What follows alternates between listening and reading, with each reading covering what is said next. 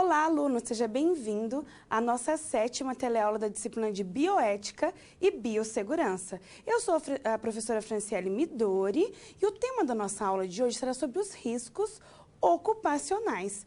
Então, nós vimos nas aulas anteriores sobre um pouco de bioética nas primeiras aulas, depois aprendemos o conceito de biossegurança, aprendemos sobre alguns tipos de riscos ocupacionais e na nossa teleaula de hoje nós iremos aprofundar mais nesse assunto que são os riscos ocupacionais. Para isso, vamos ao quadro?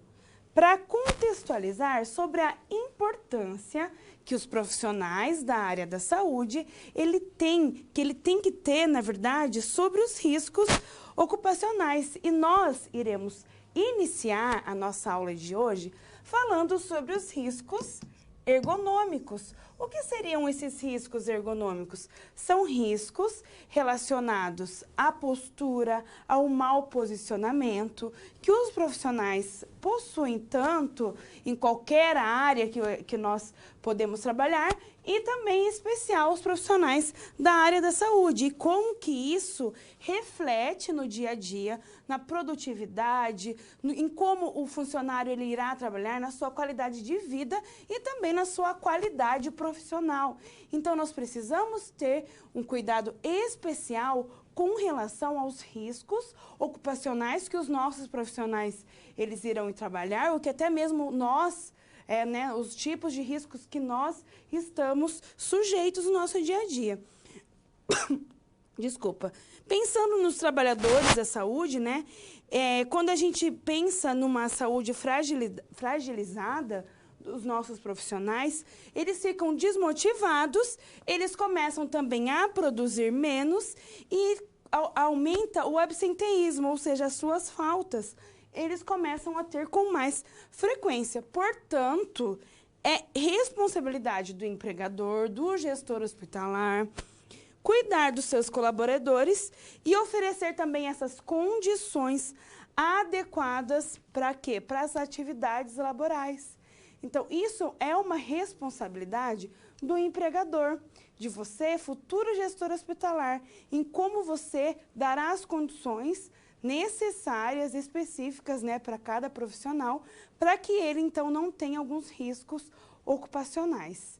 Então, isso é responsabilidade e nós sabemos que quando o profissional ele tem condições de trabalho favorável, condições de trabalhos favoráveis, ele consegue produzir mais, ele tem essa qualidade de vida aumentada, ele começa, então, a ter mais prazer em trabalhar, veste mais a camisa do ambiente de trabalho e, assim, a empresa, a instituição, seja ela hospitalar ou não, ela só tende a ganhar. Então, nós precisamos ter este cuidado com os profissionais sobre os riscos. E isso tem aumentado dia a dia, porque isso é nítido no dia a dia do trabalhador, o quanto isso influencia no seu dia a dia. Então, vamos começar a estudar todos esses tipos de riscos em profundidade. Especificamente, iremos começar, então, com o risco ergonômico. Vamos lá?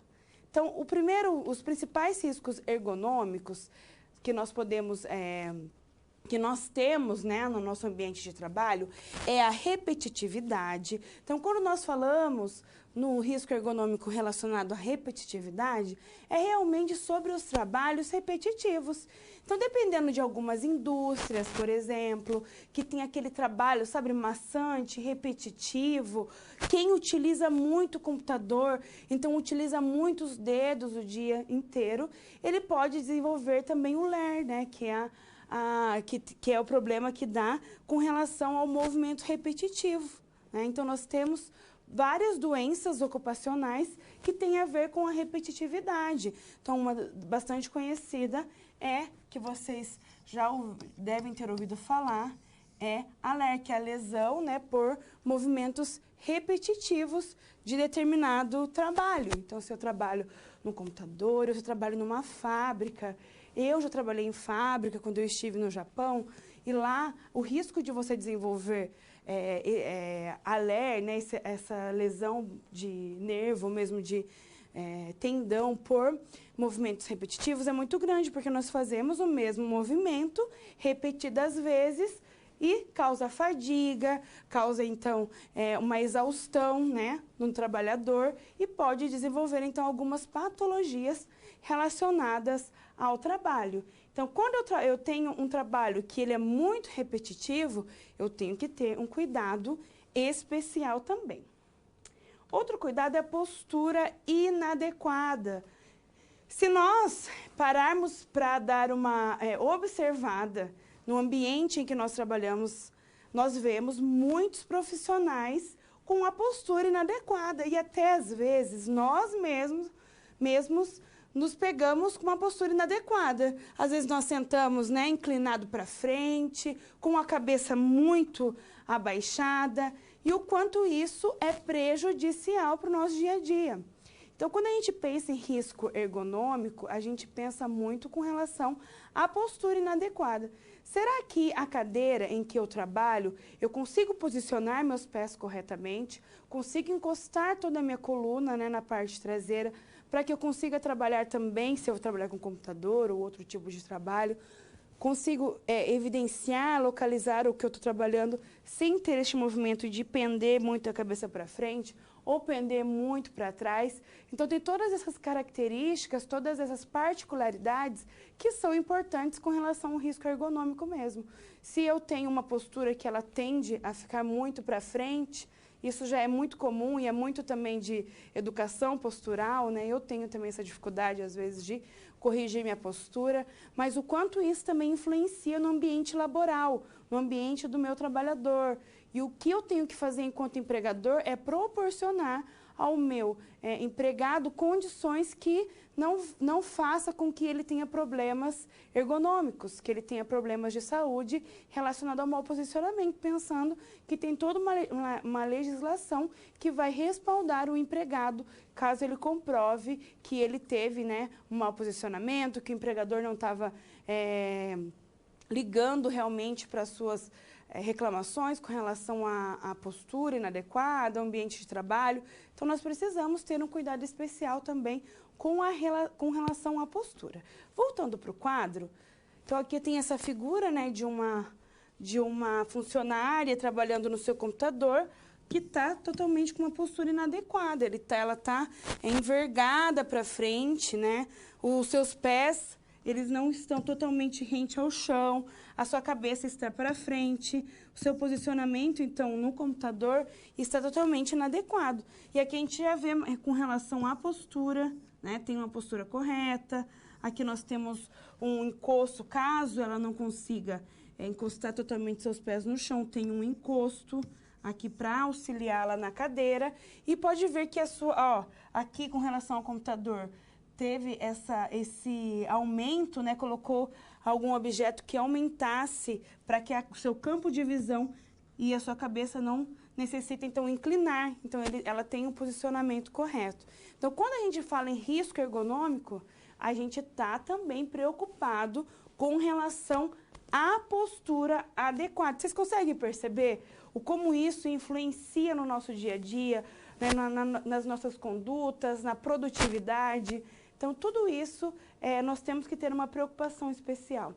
Com relação à iluminação inadequada também, dependendo do ambiente, se ele tem um excesso de luz ou uma falta de luz, isso prejudica também, prejudica a visão. Então, o nosso funcionário ele não consegue também produzir adequadamente. Então, eu preciso ter essa preocupação, tanto com a luz excessiva, como também a falta de luz. Então, nós temos que ter uma iluminação adequada. Então, a iluminação inadequada, ela acaba também se enquadrando em riscos ergonômicos. E o ritmo excessivo de trabalho. Então, por exemplo, eu tenho que tomar um cuidado também com relação a isso. Ainda mais a gente na área da saúde, que, por exemplo, no ambiente hospitalar, nós gerenciamos várias escalas de trabalho referente a técnicos de enfermagem, aos enfermeiros, médicos, por exemplo, também toda aquela equipe de apoio, que é manutenção, a equipe que cuida dos resíduos. Há um absenteísmo muito grande na área da saúde, nós sabemos que existe, sim, esse absenteísmo grande, e a gente acaba, às vezes, sobrecarregando um determinado grupo de trabalhadores.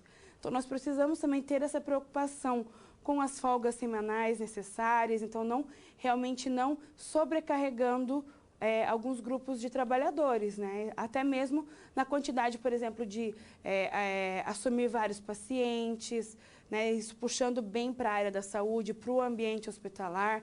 Por exemplo, se eu sou uma enfermeira de algum setor, ou eu realizo realmente a escala, e a escala do dimensionamento de pessoal, né? De quantos pacientes cada trabalhador, cada técnico de enfermagem ficará responsável. Se eu não realizo um dimensionamento correto e acabo dando muitos pacientes para cada funcionário, isso também acaba aumentando o ritmo de trabalho. Isso também pode causar vários riscos ergonômicos, também riscos de segurança relacionados à segurança do paciente também. Mas puxando para o lado do risco ergonômico, isso também pode causar muitas irregularidades para o trabalhador mesmo. Então, às vezes ele vai carregar mais peso, ele vai ter que trabalhar muito mais rápido, chegando à exaustão, à fadiga, e pode também ocasionar alguns erros, né, alguns riscos relacionados à ergonomia. Então, eu trouxe para vocês, assim, para vocês entenderem realmente alguns tipos de riscos ergonômicos que a gente consegue ver na prática, no nosso dia a dia, tanto pessoal como profissional. É só a gente parar para a gente começar a analisar quantos riscos ergonômicos nós possuímos e o cuidado que nós precisamos ter com eles. Agora nós iremos ver alguns métodos que são utilizados para a gente o quê? Avaliar esses riscos ergonômicos.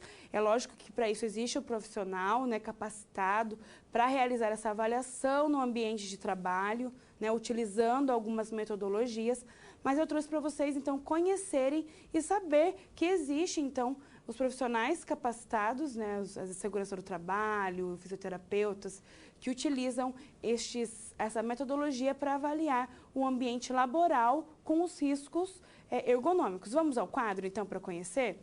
Temos alguns métodos, então, para avaliar esses riscos ergonômicos. Tem um método que chama RULA, que é um instrumento que possibilita, então, a avaliação da sobrecarga biomecânica relacionada a uma tarefa ocupacional em que estão envolvidos os membros superiores e o pescoço. Então, dependendo, né, principalmente para quem trabalha muito sentado, eu consigo aplicar esse método para avaliar, então, que nível que o meu trabalhador está, e a partir daí eu vou realizar as intervenções para melhorar o seu ambiente laboral, tá? Então, a avaliação do método, ela está centrada nas posturas que são realizadas pelos trabalhadores durante a jornada de trabalho. Então, realmente, eu vou verificar o tipo de postura, os seus principais locais que ele sente dificuldade, né, como que é realizado. E, a partir daí, eu faço, então, consigo realizar uma métrica, né, para pontuar e saber qual a intervenção necessária para cada caso. Então, deve ainda ser feita uma avaliação sistemática através de ciclos de trabalho em que serão aplicadas pontuações. Então, em cada ciclo de trabalho, eu vou aplicar e vou ter uma pontuação para todas as posturas, frequência e também a força que o trabalhador utiliza, através de uma escala que estaria entre 1 a 9, em que 1 é considerado como risco mínimo e 9 como risco máximo. Então, eu tenho essa pontuação, por exemplo, de 1 a 2, a pontuação indica que a postura é aceitável, se não for mantida ou repetida por longos períodos. Então, se eu aplico no meu trabalhador e eu vejo que ele tem esse ponto 1, então ele tem um risco mínimo. Do 3 a 4, essa pontuação indica que algumas intervenções são necessárias. De 5 a 6, neste caso, já é necessária a investigação e mudança do seu padrão de trabalho, né, das características do seu ambiente, eu preciso fazer essa mudança. E maior ou igual a 7, nesses casos, as mudanças devem ser imediatas. Então, aqui eu consigo quantificar o quanto eu necessito, né, de mudança para o meu trabalhador ou não. Então, olha que interessante que são essas metodologias para serem aplicadas no ambiente laboral. Nós também temos um outro método, que é o método OAS, que é um método de análise de postura também, sendo estas observadas em detalhes, tendo como referência a tarefa que o trabalhador está realizando. Aqui a gente já identifica muito com relação à sua tarefa, tá? É necessário que seja observado vários ciclos de trabalho, assim como no RULA também, para selecionar, então, as posturas a serem analisados. E ela é baseada na amostragem das atividades em intervalos constantes ou variáveis, verificando-se a frequência e o tempo gasto em cada postura. Então, em cima disso, eu vou observar, né, a sua postura e eu consigo quantificar também a necessidade da implementação, da intervenção em cima desse trabalhador. Temos também o método REBA, que é uma sigla que vem do inglês, que quer dizer Rapid Entire Body Assessment. Ou seja, é uma avaliação rápida do indivíduo, desenvolvida com o objetivo de estimar os riscos de desordens corporais que os trabalhadores estão expostos. Então, essas técnicas utilizadas, elas apresentam duas características. Então, eu vou trabalhar com a sensibilidade e a generalidade, ou seja, num contexto mais global do meu trabalhador. Então, ele deve ser utilizado realmente para avaliar a quantidade de posturas forçadas nas tarefas em que as pessoas são manipuladas ou qualquer tipo de carga, apresentando uma grande similaridade com o método RULA, estando relacionado com as análises relacionadas também aos membros superiores e a trabalhos em que realizam movimentos repetitivos. Então, nesses casos, nós utilizamos também o método REBA, muito parecido com o RULA, porque ele está relacionado aos membros superiores, os ombros, os braços, né? E em cima desses movimentos, dessas posturas, os movimentos repetitivos, o avaliador consegue observar e assim também realizar a investigação e após isso realizar então a implementação ou a intervenção em cima deste trabalhador. E também temos, para finalizar, com relação aos métodos, as metodologias, nós temos o método Strong Index, que ele é utilizado também para avaliar os trabalhadores expostos aos riscos de contraírem afecções de músculo-esquelética nos membros superiores, comprometendo, então, os cotovelos, os pulsos e mãos. Aqui é mais específico para esse grupo, né, dos membros superiores. Ele é baseado em variáveis relativas à tarefa ocupacional, como, por exemplo, a intensidade da força exigida, duração do esforço e a recuperação relativa dos membros afetados. Então, o que nós veremos? A intensidade da força, a duração do esforço, o número dos esforços executados a cada minuto, a postura do pulso e da mão. Então, ele é muito utilizado quando a gente vai verificar os profissionais que utilizam o computador, né, que eles utilizam a datilografia, né, que utilizam muito essa parte que é do pulso e da mão, que também nós temos que ter uma postura e um jeito, né, específico para a utilização, para que não comprometa, né, a musculatura, os nervos e os tendões, a velocidade de trabalho e a duração da tarefa por dia. Então, esse é o método Strong Index. Olha, eu trouxe para vocês esses tipos, né, realmente, de metodologia para vocês entenderem. É lógico que para a nossa área, né, relacionado à gestão hospitalar, nós não precisamos saber aplicar, né, com precisão esses tipos de métodos, mas é importante que vocês conheçam que existe uma metodologia específica para determinado grupo, né, de trabalhador, para que a gente, então, identifique os riscos ergonômicos e, assim, nós conseguimos ter algumas intervenções específicas para melhorar o dia a dia do nosso trabalhador. Então, percebam que existe uma gama de metodologia, de métodos que nós conseguimos aplicar, melhorar a vida do nosso trabalhador. Já que agora nós vimos sobre os riscos ergonômicos, vamos para o nosso próximo risco, que é o risco físico. Então, quando a gente fala em risco físico, eles podem ser ruídos, vibrações, temperaturas extremas e também a umidade. Então, são riscos de caráter físico, né, que a gente relacionados aos ruídos, vibrações, que eles, então, prejudicam também a saúde do nosso trabalhador. O primeiro que nós vamos estudar é o ruído. Então, ele é considerado um incômodo para o trabalho, então atrapalhando a comunicação entre as pessoas. Realmente, nós temos vários tipos de ruído, né, que ele prejudica e ele é considerado um risco físico.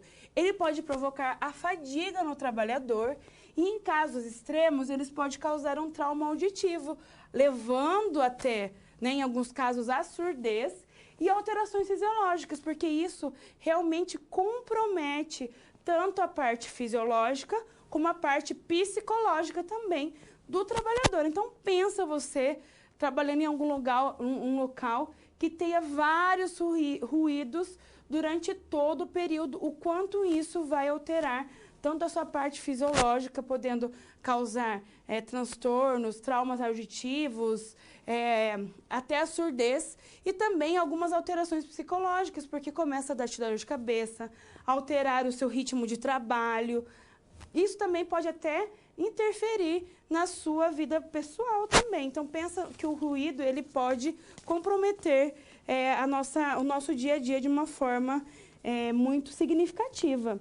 Então, o ruído, em determinados níveis, ele atinge o aparelho auditivo e ele passa a apresentar sinais de fadiga também, né, em nós.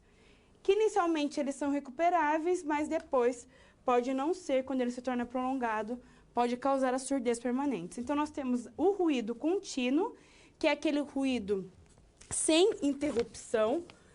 Aqui nós temos como exemplo, ele é até 3 decibéis, né? Sem interrupção, então superior a 15 minutos sem interrupção.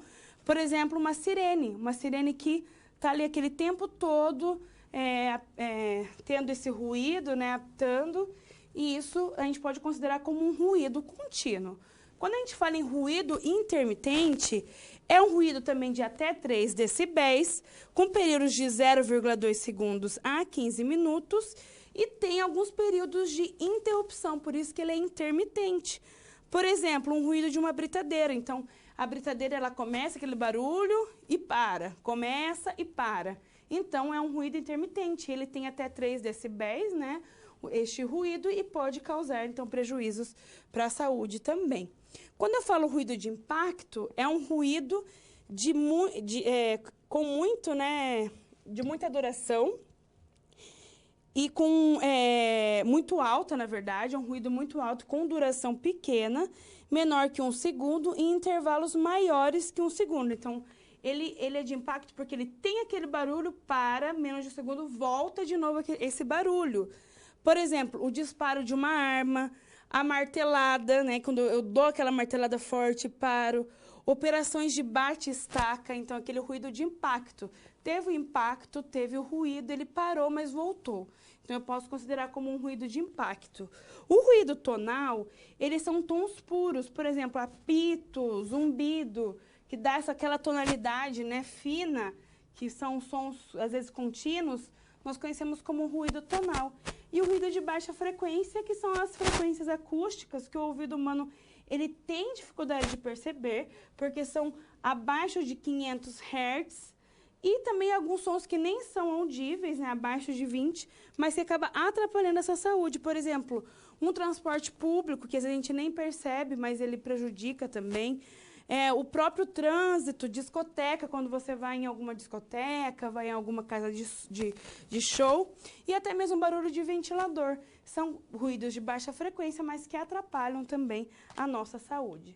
Nós também temos a vibração, que é definida como um movimento que o corpo executa em torno de um ponto fixo, que pode ser regular ou irregular, ou seja, um corpo em vibração descreve um movimento oscilatório, então ele oscila em torno de um ponto de referência, que pode ser chamado de frequência e é medido em hertz também. Então, ele pode afetar tanto o nosso corpo inteiro, como também regiões localizadas. Então, realmente é a vibração do som, que ela também é um risco físico, né? As vibrações com o corpo inteiro são aquelas transmitidas do corpo, né? Quando o trabalhador está sentado, ou pé, ou deitado. Enquanto a gente fala em regiões localizadas, são as regiões do corpo, principalmente mão, braços e ombros. Então, tem aquela vibração em pontos específicos. Então, a vibração, ela é considerada também um risco físico. Nós também temos as temperaturas extremas, que para evitar as temperaturas extremas é necessário que sejam utilizados os equipamentos de proteção coletiva e também os de proteção individual. Então, as temperaturas extremas, elas podem provocar um risco físico para o trabalhador, podem, né, evidenciar este risco físico. Por exemplo, a alta temperatura, ela pode causar desidratação, erupção de pele, cãibras, né, devido ao desequilíbrio hidroeletrolítico, né, hidroeletrolítico do nosso corpo, a fadiga física, os problemas cardiorrespiratórios também que estão relacionados a todo esse desequilíbrio causado, né, pela alta temperatura e a insolação. Nos casos de baixa temperatura, também traz alguns malefícios para o trabalhador, como feridas, porque pode ter essa baixa temperatura pode comprometer a circulação, levando a ocasionar feridas, a própria necrose na pele devido a essa baixa temperatura, diminuição da circulação sanguínea, agravamento de doenças reumáticas devido também a essa baixa temperatura e predisposição para doenças das vias respiratórias. Então, vamos pensar no nosso ambiente de trabalho as profissões que estão expostas a altas temperaturas e também profissões que estão expostas a baixas temperaturas. O risco físico que possui, né, esses trabalhadores ao estar, então, exposto às temperaturas extremas. Temos também a umidade, que, dependendo, né, do local de trabalho, ela é um risco físico. As atividades realizadas em locais com umidade excessiva são capazes, então, de produzir danos à saúde dos trabalhadores, como em situações insalubres, né, dependendo do trabalhador. Por exemplo, ele trabalha na rede de esgoto, ele é uma região insalubre que tem muita umidade, né? E essa exposição constante à umidade, ela pode acarretar doenças do aparelho respiratório. Quedas devido a essa umidade, por tornar o ambiente, então, mais suscetível a quedas, a doenças de pele, doenças circulatórias, entre outros. E quais seriam, então, as medidas de proteção coletiva para o nosso trabalhador em situações de umidade? Então, a gente tem que fazer o quê? O estudo das modificações do processo de trabalho, então, pensando realmente em todas as peculiaridades desse local úmido, né? Quais seriam as ações que eu iria aplicar para esse local para melhorar a qualidade de vida do meu profissional? A colocação de estrados de madeira para diminuir, então, o risco de queda, por exemplo, se eu tenho um chão úmido e escorregadio, né, eu tenho que pensar nisso também. Ralos para escoamento, para diminuir realmente essa umidade do local e medidas de proteção individual para cada trabalhador, dependendo, então, das características do trabalho. Eu preciso ter essa preocupação da utilização dos equipamentos de proteção individual para o meu trabalhador também. Quando eu falo em riscos químicos, já aprendemos sobre os riscos físicos. Agora vamos falar um pouco dos riscos químicos. Eles estão presentes nos ambientes ocupacionais e eles são divididos de acordo com o tipo e o efeito tóxico potencial. Então, nós temos alguns tipos de riscos químicos também. Por exemplo, os gases e vapores, que eles apresentam efeitos asfixiantes e estão divididos em dois tipos, os asfixiantes simples e os asfixiantes químicos. Então, quando eu falo em asfixiantes simples, eu estou falando, por exemplo, do dióxido de carbono, do hélio, do metano, do nitrogênio, que esses gases, eles vão atuar através do deslocamento do oxigênio do ar nos locais confinados, sendo que a intensidade, então, do seu efeito está relacionado também à sua concentração no ambiente. Então, dependendo da sua concentração no ambiente, ele pode levar à morte. Agora, quando eu falo em efeitos asfixiantes químicos, eu estou falando dos gases e vapores que acabam interagindo com o organismo, mesmo em baixa concentração, afetando a hemoglobina ou o ferro do nossa corrente sanguínea. Então, fazendo a retirada do oxigênio, né, e bloqueando a sua utilização no sangue. Como, por exemplo, nós temos o monóxido de carbono. Nesses casos, então, quando a gente fala em química, a gente pode relacionar com o monóxido de carbono, porque ele se liga, né, à hemoglobina e acaba provocando o deslocamento do oxigênio no sangue e isso impossibilita que ele seja transportado para os tecidos, ocasionando, então, vários malefícios para o organismo. Então, diminuindo a respiração, diminuindo a circulação, entre outros. Então, nós temos esses dois tipos de gases asfixiantes que têm efeitos asfixiantes, tanto simples como químico. Temos os solventes orgânicos também, que são substâncias que pertencem a diversos grupos químicos, sendo eles substâncias líquidas, orgânicas e voláteis, tendo como principal via de absorção a via respiratória, mas também podem ser absorvidas pela pele. Então, nós temos alguns solventes orgânicos, que são vistos muito em ambiente laboratorial, que ele pode, então, ocasionar efeitos no corpo, tanto pela inalação, né, pela via respiratória, que pode causar até a morte, dependendo do solvente orgânico, né, que ele causa efeitos fortes no corpo, e também crônicos, que podem ser absorvidos pela pele após um contato excessivo. Então, nós temos tanto na forma aguda como na forma crônica também. Quando a gente fala em riscos biológicos, é o contato direto com fluidos contaminados, podendo ocorrer de dois modos. Pela inoculação percutânea, então, quando eu tenho uma perfuração, por exemplo, a contaminação de uma agulha, né, quando eu tenho com material pérfuro cortante, como a agulha, por exemplo, um acidente biológico, então ele é um risco biológico, ou contato direto com a pele ou mucosa. Por exemplo, nos casos de vômito com um funcionário da área da saúde, ou quando temos o contato de alguma secreção com a mucosa ocular, isso também é considerado um risco biológico. Ele se enquadra nestes tipos de risco. O que nós precisamos ter um cuidado especial quando a gente se refere aos acidentes de trabalho? Então, já que nós vimos, né, os tipos de riscos ocupacionais, tanto o risco ergonômico, como o risco físico, o risco químico, o risco biológico, nós precisamos ter um cuidado especial relacionado aos tipos de acidente de trabalho, porque ocorrem, né? Nós devemos pensar que a gente está suscetível aos tipos de acidente de trabalho e como deverá ser a minha conduta com relação ao acidente de trabalho. Então, eu vou comunicar imediatamente por meio da emissão da CAT, né? Que eu vou comunicar, então, um acidente de trabalho, que ele é uma guia, né, de comunicação do acidente de trabalho, que ele deve ser preenchido todas as vezes que tiver um acidente de trabalho na minha instituição, no meu hospital, no local de trabalho, tá? Após isso, eu vou encaminhar o acidentado tanto para o hospital, caso ele já trabalhe no hospital, encaminhado para o pronto-socorro, de acordo com o protocolo da instituição, para saber quais as medidas que deverão ser tomadas para aquele trabalhador. Encaminhar, então, esse CAT para o sindicato correspondente e, a partir daí, vai ter as demandas necessárias, né, neste caso. Tem a ver com o SUS, com a Previdência Social e o Ministério do Trabalho. Então, dependendo, né, de tipo de acidente, ele vai ter uma tratativa diferente, mas é importante que este fluxo seja estabelecido e que nunca a gente subnotifique os acidentes de trabalho, né? Nós temos que sempre notificar por meio da CAT e do CAT, tá?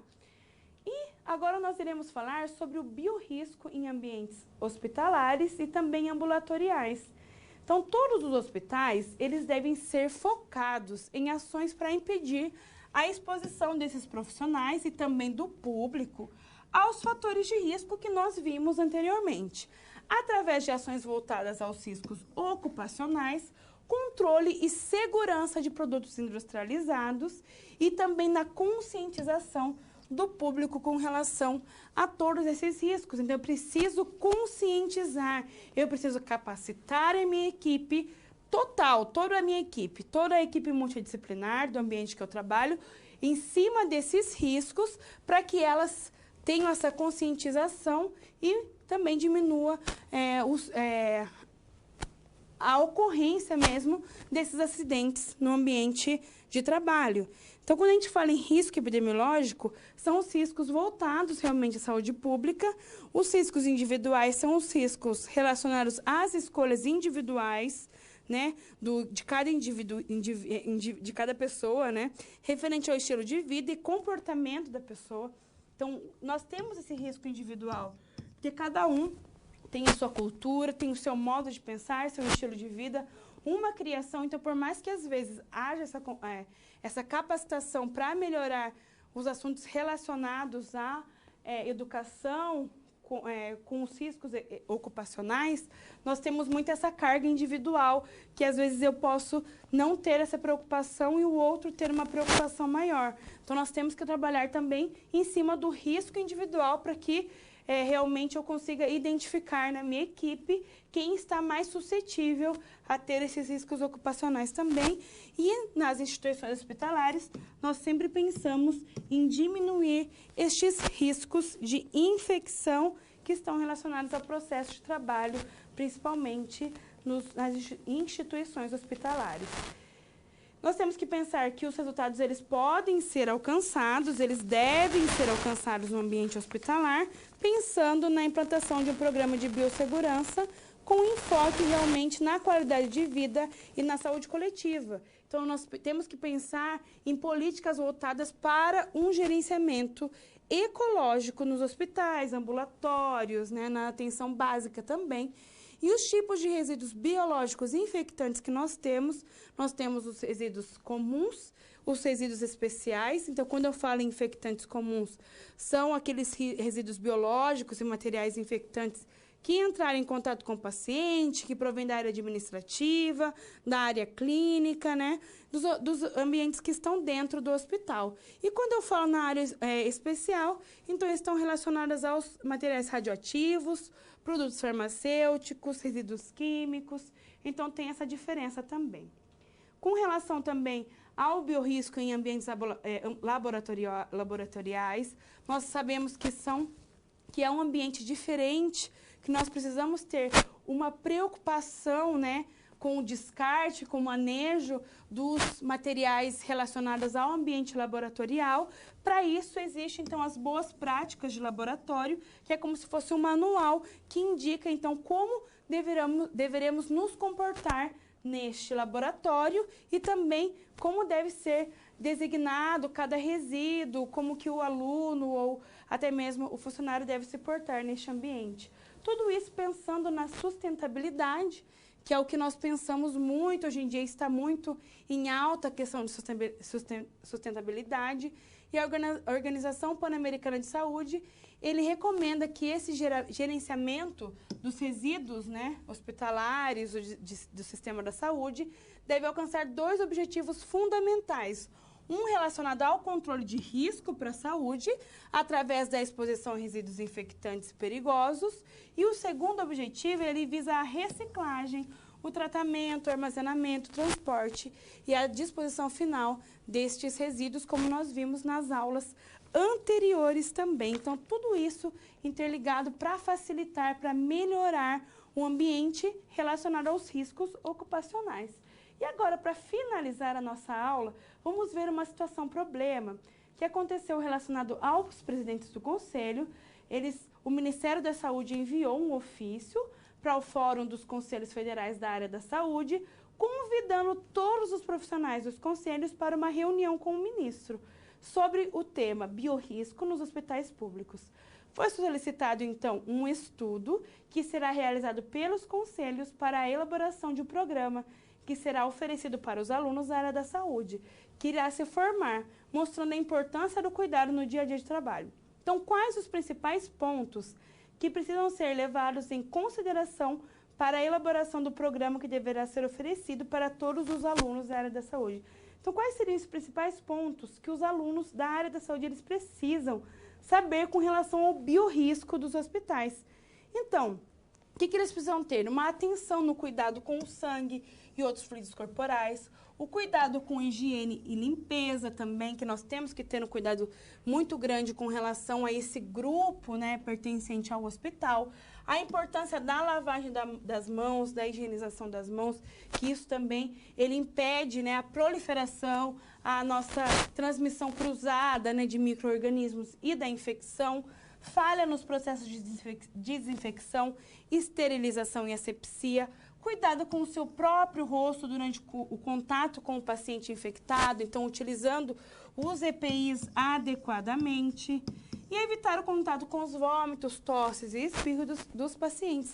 Isso são algumas recomendações que seriam necessárias para esse grupo de alunos, né, relacionados aos riscos ocupacionais, principalmente relacionados com os riscos biológicos, que eles são, assim, inevitáveis no ambiente hospitalar.